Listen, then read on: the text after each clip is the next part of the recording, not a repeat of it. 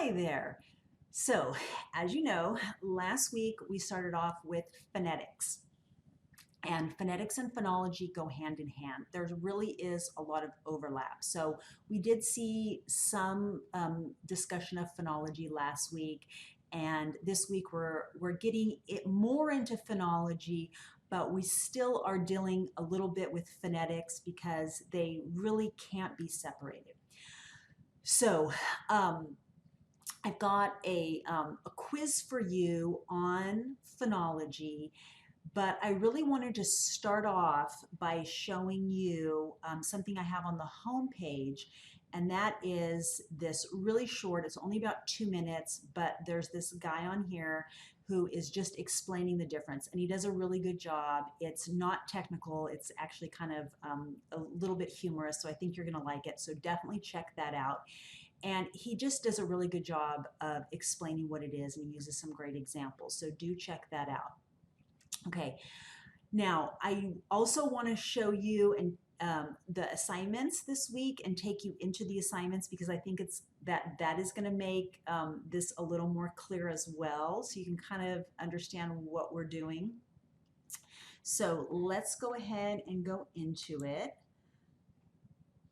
Okay, so let me just remind you real quick, you can collapse the modules as you complete them, and then that gets them out of the way. And then you go ahead and you can start on week 5.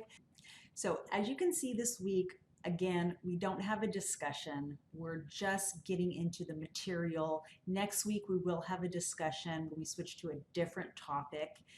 So no discussions this week, just summaries and the exercises, but I think that you're gonna like this material. It's pretty interesting. Okay, so they're sort of smaller assignments, but we're looking at a lot of different things, okay? So we start off with a quiz, and the quiz starts off with our favorite guy, Dr. Ashworth, giving this little lecture. I do want to front load you with some of the vocabulary that he's talking about. So make sure that you have these definitions in front of you, at least you're familiar with them, or at least you have them in front of you when you're watching this so that you understand, or at least that you can refer to them when he's talking about them, okay? And then there's a PowerPoint. Now I made this PowerPoint so the quiz is really based on the PowerPoint. You're going to want to have the PowerPoint in front of you when you take the quiz because that's where the questions are going to come from, okay? And then if you want to get a lot of detailed information, you can go to the wiki book, but you don't need to do that. All righty. The exercise is about Phono Tactics. And this is really focusing on patterns of English. This is not something that you need to learn. You are a speaker of English. You already know this, okay? The hard part here is separating what you know about spelling from sound, because we are so used to spelling words that it's really hard to separate that, okay? So that's the hard part. You almost have to take the word and do the transcription of it, and then think about the transcription of it and think about that. You really have to just get rid of the spelling altogether. It does take some time. That's really the hard part. But trust me, if you speak English, and you do because you're listening to me and you're understanding what I'm saying right now, you have this in your head. All right.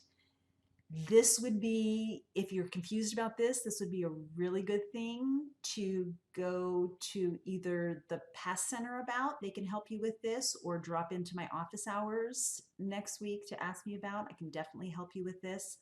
Also, If you're really not sure, you can do the first couple of them and then send me an email and say, am I on the right track? Am I doing this correct? And then I'll send you back, yes, you are, or no, you're not, and give you some feedback on that, and then you can go for it, all right? The next one is comparing Hmong and English. And so I do have a couple of different websites that I'd like you to take a look at, so you can jump out and look at those. You really only need to look at the information that is here on this page though, okay? I think it will help you to go and look at the websites to get a broader view, but then definitely come back because we are going to be really focusing on the phonemes, the sounds that English and Hmong have in common. Those are going to be the sounds that the learners have no problem with. The ones that they have in common are going to be the ones that are easy. The ones that are different are going to be the ones that are difficult, okay? So the ones that are out here that are in the Hmong only, English speakers are going to really struggle with. And the ones that are over here, the Hmong speakers are going to really struggle with.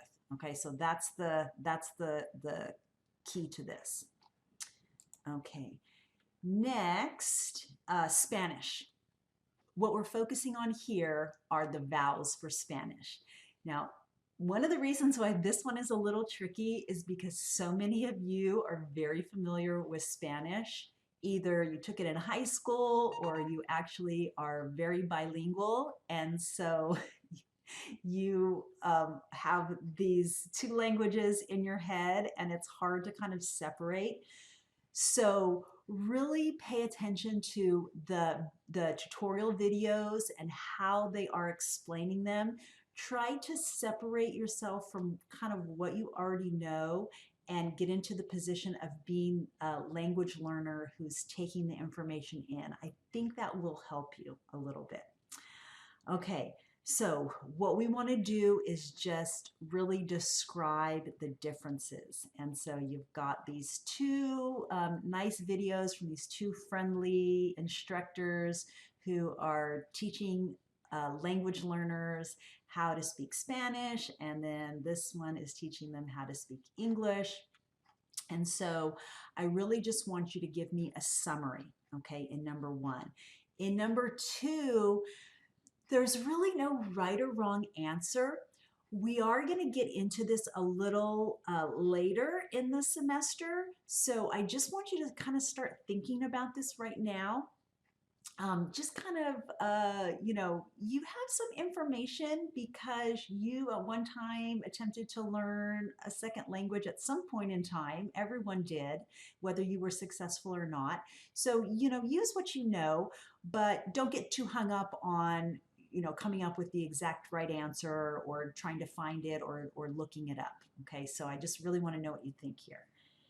All right, and then the last one is a pretty fun one. So this is all about those misheard lyrics that we see everywhere, and you know what I'm talking about. This has a phonological explanation for it. So read through this. There's just a little quick little example of the song here if you don't know what I'm talking about.